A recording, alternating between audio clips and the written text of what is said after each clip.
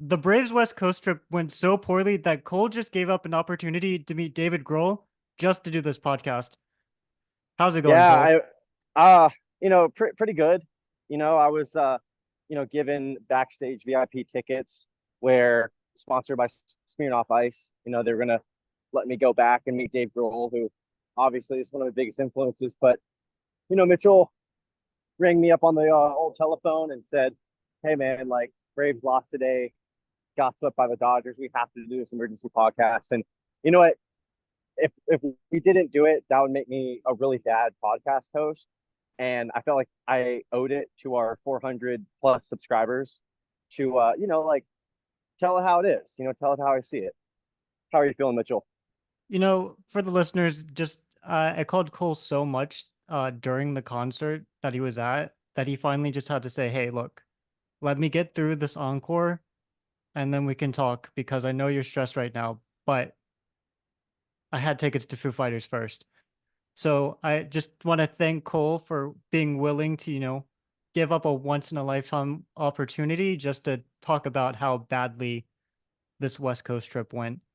And man, it started out looking so good in Seattle, and we'll blaze through Seattle. For the first seven innings, Max Fried had a no hitter going on in Seattle. Both pitchers actually did. Braves took a 1-0 lead going into the ninth, and then AJ Minter within 2 minutes gave them a win. Yeah, yeah, Uh, Next day went pretty similar. I think it was a one-run loss, and then the Braves ended up taking that last game in Seattle, thanks to 4 runs in, I believe, the third, and they got help from the defense. Then they flew to LA to play the Juggernaut Dodgers, and it's gonna be hard coming up with many positives from that series. I watched both Friday night's game and Saturday night's game, and then I watched a bit of today's game. Um, but I tried to distance myself. On one end, Cole, it's interesting for the Braves fans and Braves because a 1-5 record on a road trip is horrendous. This is I mean, literally almost as bad as you can get.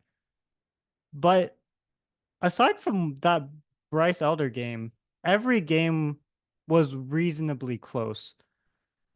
And yet it feels like the sky is falling. I don't know if you're having that same reaction. yeah. So it's kind of interesting. It reminds me a lot of the NLDS last year, where we had a lot of questions about our pitching going into it. Max Fried has blister issue. Charlie Morton obviously wasn't in the NLDS; he was hurt. And then our pitching was amazing, but our offense sputtered. And it's pretty much same story, just different time period with these Braves in the early going to the 2024 season. This team can't hit a fastball right now. And, it's one thing, I'll give it to Bryce Miller. He pitched a really good game. I mean, he was his fastball. I mean, it had that kind of that like strider zip to it. I mean, it was. I mean, he just let that thing fly, and he was dotting the corners. I mean, that those were. If you looked at his pitch heat map, I mean, he wasn't giving any easy easy pitches away.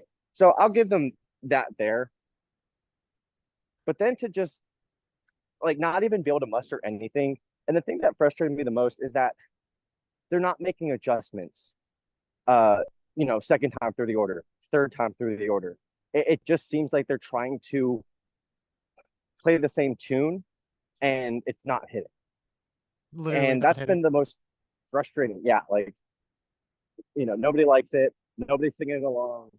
We're all just sitting there awkwardly waiting for the next tune. And so that's the most frustrating part of it, because hitters are going to go through sucks. And it does make me feel so spoiled from last season because, Brandon on the broadcast was saying this. He said, the Braves last year had their share of slumps. And I was thinking, I was like, I love Brandon. I mean, he is my favorite announcer uh, all time already.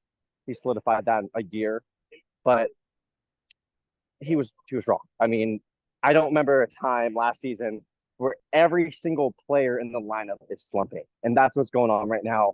Uh, Marcelo Zuna, he's taken a step back in the recent weeks, and that to me has been the difference.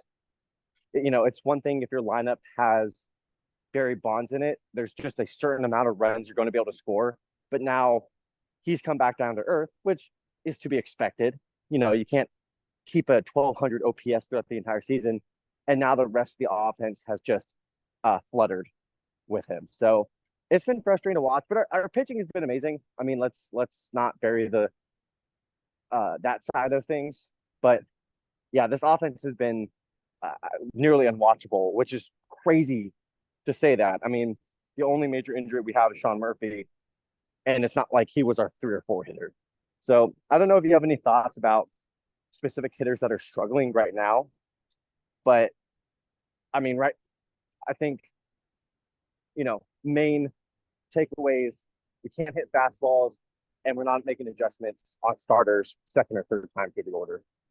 I feel like offensively we talked about this last week, how this offense can't keep relying on Marcelo Zuna to get the job done. And sure enough, Marcelo Zuna, it's not even like he was that bad this week. Especially today, I think he had 2 hits. He had the only run. Um, but compared to last year, we talked about this all year in 2023, how the lineup was slump proof. If Matt Olson and Austin Riley had cold spells, Acuna was right there, Murphy was right there. Someone else picked up the slack. I mean, Eddie Rosario last year had 2 months where he was the best player on the planet, followed by 3 months where he was one of the worst. But someone was always there to kind of pick up the slack last year. This year, Acuna's gotten off to a slow start. We were spoiled last year with Acuna not having a single period of time. I think his worst game sample would probably be like a 3 or 4 game sample. He never slumped over a long period of time. This year, he's been okay. He's still like a 115 WRC plus player, but that's a slump for Acuna. Uh, Olsen slumping really badly. He's hitting the ball hardish, but he's not getting anything for it. Austin Riley's just coming out of the slump.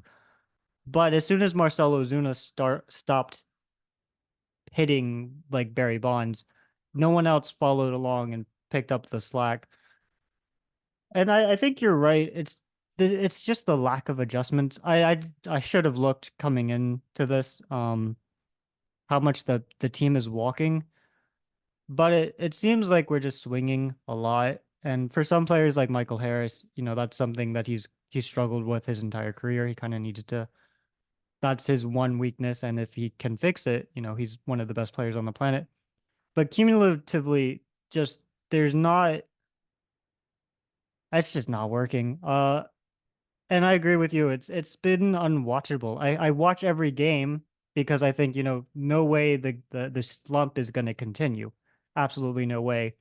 And then each game it's the same. I saw a tweet by Stephen Tolbert of Battery Power. He does the podcast that used to be Battery Power Podcast. But he said over the last 2 weeks, I believe, the team as a whole has a 67 WRC plus. The Braves went this through a period of time where they did not hit a home run for 5 games. They hit a home run against the Guardians on a Friday night, didn't hit a single home run that Saturday, Sunday, or against the Mariners at all. And that this team is built for power. I mean, you've got a guy who hit 54 home runs last year. He has 3 home runs this year. You have a guy who hit 41 home runs last year. He has 2 home runs. You have a guy who hit 37 home runs and he has 3 or 4. I don't know. It blows my mind how this team has not hit. And there are the positives for sure. The hard hit rate still there, sort of, but I don't know. As a rational fan, I just want to say, the Braves are getting unlucky. Those hits will start to fall and everything will be okay. And the Braves are still, 20-12. This is still a good team. The Phillies just can't lose, which I think adds to this feeling that the sky is falling. They won again today. They have a 2.5 game lead in the NL East. And if this was any other division, the Braves would probably still be up like a game or two. Yeah, and that's where we do have to hold the brakes. And I think you're right about just being rational about this whole thing. You know, it may seem like the sky falling, but at the end of the day, it's been a bad week and some change. That's really all it is.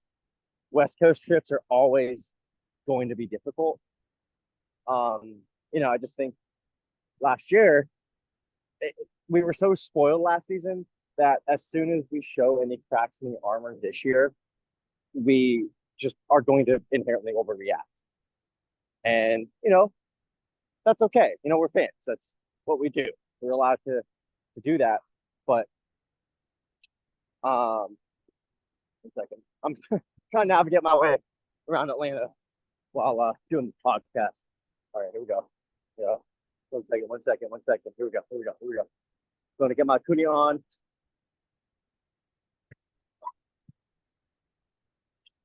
Whew. Okay. Okay. Sorry about that. So, I think it's important for the players just to know that in times like these, we learn to love again. Wait, sorry, I think Blue Fire's there. We just got to learn that, it's okay to be human.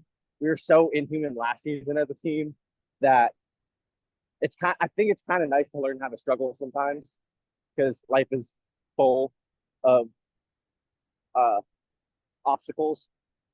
And, like we kind of, me and, my wonderful girlfriend, Sophia, I've been kind of joking about it because we're talking about the 2021 season and how, that season we had so many, so much misfortune. And, it kind of got us to a point where, when we had our hot streak in August, we were able to run that all the way into October, and that's how we won the World Series. So I'd rather us struggle in April and May than us struggle in October. Because we're a team right now, and I think that's another thing to consider too. This is a roster that really, after June of 2022, hasn't really worried about, losing the division or, not getting the number 1 or 2 seats. So I think apathy is a little bit in the mix here, which happens. But I'm not too worried about it. It's May. West Coast trips are tough. The Seattle Mariners starting rotation is deadly. Sorry about the sound. I don't know how bad it is through your It's not earphones, terrible. but Also, I can hear my okay, own computer fan, so we're both okay, having that's good. audio issues. So both of That's us good. today, we're just not on our A game. But neither are the Braves, so that's okay. Yeah. This is an emergency pod. By the way, for anybody who cares, I'm walking right past the Adult Swim building. Just a little treat for y'all. Atlanta's a cool city, Where little Rick and Morty poster there. Okay. Anyway, enough sightseeing. So, end of the day, free ranch. That's pretty cool. Mr. Cookie Butthole. I hope we're allowed to show that. Um, end of the day, I'm not too worried. Um, and yeah, like, is it embarrassing getting swept by the Dodgers? It is, but guess what? We swept them at home last season. It's baseball, like there's going to be twists and turns. There's going to be, you're going to struggle, I can just sit here and spit all the old adages, but all this is to say, let's not freak out. We're fine. Do So you have any last thoughts yeah, before my just phone dies? before we head out, because both of us, this is not something we had on the schedule today. This is What rough. is This the is an emergency podcast. what is the worst hot take you've had during this cold streak, and then what is the most optimistic take that you have going forward? So worst hot take is in like what Like order? Like just just like the most overreaction. Frank the Tank overreaction that you've Okay, had. okay. Um, to be fair, like it's funny because I feel like all of them have actually been kind of rational, just because it's kind of insane how bad our offense has been. I mean, we got shut out what like once last season, and we got shut out. Well, I mean, we haven't really We got haven't shut been out. shut out this year. We haven't been That's shut one of out. the We have not weirdest been things shut out. about this whole cold streak because they will push across a run, maybe two, but no more. Yeah, how should I say it? Not shut out necessarily, but like how many times have we scored less than 2 runs a game, and how many times did we do in the last week? I think really the thing is that I, I don't have I don't want to disappoint you, but I don't have like an irrational Frank the Tank level hot take. But I'm just going to say the fact that we didn't score um, on Friday in the 10th inning after we got Arcia in, the ghost runner in, the fact that, we didn't run up the score and then we didn't score in the top of the 11th, like that was the angriest I've been as a Braves fan this season because that to me is just like unacceptable. Yeah, my that was one of my more reasonable Frank the Tank esque type of collapses. When you have your 1, 2, and 3 coming up, and you have that ghost runner, you need to score at least once. Yeah. At least. And the fact that they scored 0 runs was just infuriating. Like I knew after that the Braves were not winning that game. My biggest overreaction from this whole cold streak is my brain was like, oh, this is gonna be like 2014 all over again. You Oh, start hot, and then that's pretty suddenly bad. your team That's pretty bad. doesn't come show up for the rest of the season, and then you trade Jason Hayward for Shelby Miller. I don't know who our Jason Hayward would be this year. But then my rational take is just like, or my most optimistic take, or most optimistically irrational take, I guess, is that the baseball gods gave the Dodgers the sweep in April, so that if we play them in the playoffs in October, we'll win the series 4-1. That's just how it works, right? Yeah. Yeah.